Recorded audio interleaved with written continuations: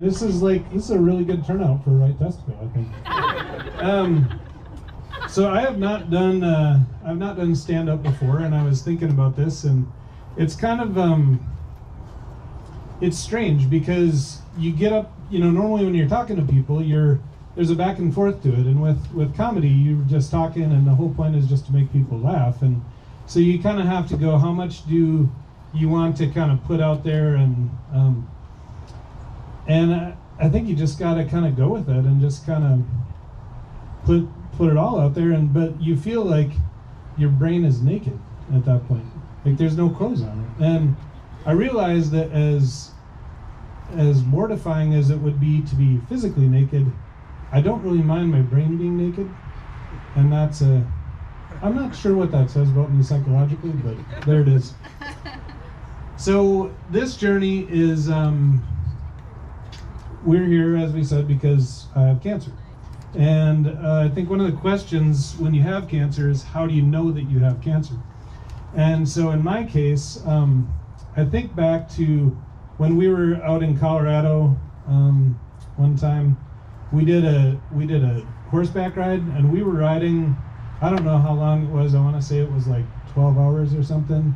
And your pelvis basically just turns into like a gelatinous mass at that point, and you get off of the horse and you're trying to walk, and there's just this searing pain, that it's cowboy pain. I don't know how else to say it.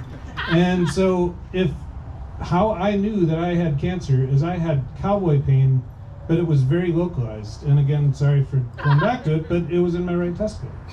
And so, it was the thing where you normally walk like this, and now all of a sudden you're taking big wide steps with the right leg. And so that was my first real clue. And so the next step was that I need to go and I need to get an ultrasound. And that's so I was like, Maureen, what do I do about this? She's like, you need to go and you need to get an ultrasound. Or where do I go to do that? You need to go to the U of M, go to the ER. And so I go to the U of M, go to the ER, and they put me on a gurney. They see how they take pity on me. They put me on a gurney in the hall. They see how uncomfortable I am. And this guy comes and gets me for this ultrasound and pushes me into this ultrasound room. And now I've been in the room before for ultrasounds. I know what ultrasounds are for babies, right? You go in there and you're with your wife and she's pregnant, and you got this beautiful baby in there, and they put the gel on her belly and they put the thing down and they're looking at it, and there's this alien looking thing in there, and you're like, it's so beautiful, it's gonna be great. And I was like, when he pushed me in there on the gurney, there's two dudes in here. There's nothing good is gonna come of this. This is like the horror show version of that, right? And I'm like, and it's weird, right? It's super weird. But as a medical professional, they have to act like nothing ever is weird. And so him acting like it wasn't weird just made it weirder. And so he's like, just take your pants off, put this gown on, roll over on the side, kind of pull your leg back a little bit, hold everything. I'm gonna get in here, so he squirts the gel where no ultrasound gel should go, and he starts pressing down, and he says, does it hurt? And I'm like, it hurts in every way imaginable, like physically, emotionally, spiritually, I think even. I'm like, I have bottle rockets of pain exploding in my head, but as a guy, I have to be like, no, I'm fine. Keep going, because I feel like this is diagnostically important. I need to endure this process. And so he pushes through, and I push through, and he, of course he can't tell me anything because he's the ultrasound tech. So I know that he knows, and I'm asking him, but he's not telling. So moral of the story is, I get the surgery, and I gave my right nut for a good cause, which would be survival. And I think that's one of the better causes you could give a right nut to, I suppose. So then the question after my surgery was, do you want a prosthetic? And I was like, a prosthetic what? And do you want a prosthetic testicle? And I was like, I don't think so. And so the surgeon had relocated to Minnesota, to Minneapolis from LA. And he's like, well, you know, in California, probably 90% of people want them, and in Minnesota, about 10% do. And I was like, well, there's your difference between California and Minnesota right there.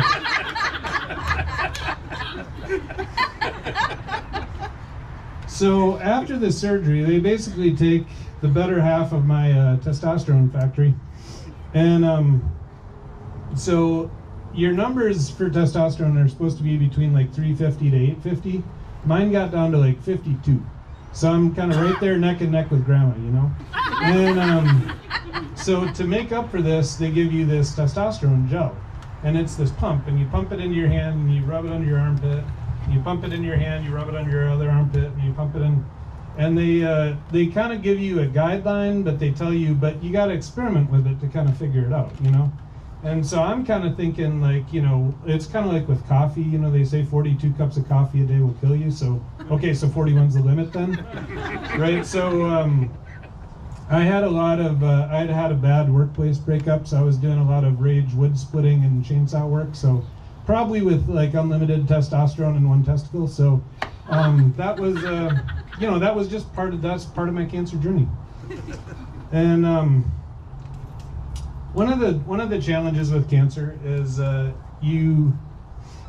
chemo specifically, you get steroids. All this chemo just makes you really feel not good. Like right now, I just don't feel good, you know. You're kind of got the munchies all the time. You really don't want to work out. And so, you know, I've tried to kind of keep up my body best I can. I mean, I'm 47. I'm at the age where you got to do that. But, you know, you start to kind of gain where you don't want to gain, lose where you don't want to lose with this sort of thing. And so I thought, well, the key to kind of keeping in my right headspace with this is I got to think about my demographic. And I got to think, my demographic is 47-year-old dads with one testicle, partway through chemo. I got to be in the 87th percentile. So the process of getting chemo, you go in and basically, you know, they give you an IV and they pump hazardous drugs into your system. Is kind of how it works, you know. And the nurses come in and they're carrying these bags, and the bags say hazardous drugs on them. And I'm like, well, that's interesting. And so before they put these are going into my veins, and they're just like working in the room, but they put this full gown on, and they put on the gloves, and they put on like the face mask, and then they have somebody else come in and double check them. And I'm like, I have seen this in like shows and movies. This is like a trope.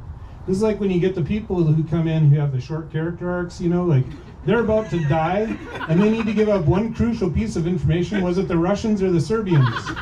And I'm like, this is, you know, again, this is not making me feel better, but this is kind of the medical profession. We have to pretend everything's normal. But it kind of leads you to what I've kind of adapted a saying, you know, what doesn't kill you makes you bald and may or may not kill your cancer. So, you know, part of this is, you know, I've lost all my hair, lost my beard, lost my chest hair, lost my armpit hair. Armpit hair doesn't seem like it would be a big deal, but if your armpit hair is not a relatively static entity, if you all of a sudden have a lot more or a lot less, it's kind of disconcerting. It feels very odd. And I can only go one place with this, and I think I'm headed for second puberty because I have all the same questions now. Can I grow a beard? Can I grow hair? Will I have any chest hair? How tall will I be? But as I've often said, I'm a 13-year-old with 34 years experience, so I think I'm well set up for that. But really, that's not entirely true though either, because at this point I'm tired at 8 o'clock at night. You know, I'm getting up at 5 in the morning. I'm eating, you know, toast with flax in it for the fiber. I'm getting up to pee 3 times a night. So I'm kind of like 13 going on 47 going on 80. So chemo is just very confusing. But I wanted to just wrap up with this.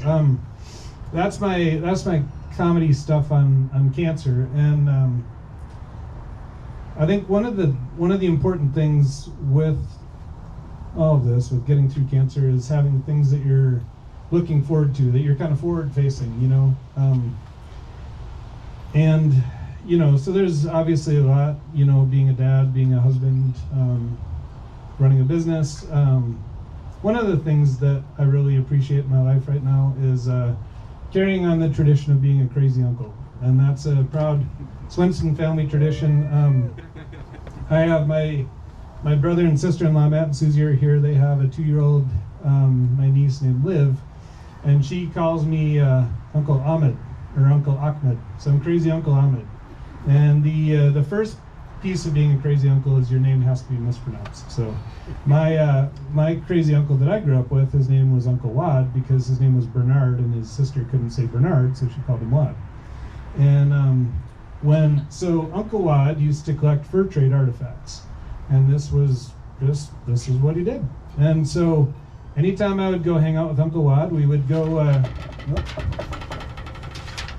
Anytime I would hang out with Uncle Wad, we would go antiquing, and he knew all the places. And he would have a gun in his back pocket. He'd have a little 25 auto, just a little pistol about this big, and he would have a huge wad of cash in his left back pocket. We would ride around in either an RV or a Lincoln Town Car. And I remember that, there was no little Camrys or anything like that. We always rode in style. And I remember one time we pulled up to a watermelon stand in the RV. And Uncle Wad said, "How much are the watermelons?" And the guy said, "Well, the more you buy, the cheaper they get." And he was like, "Well, I got an RV, just keep throwing them in until they're free."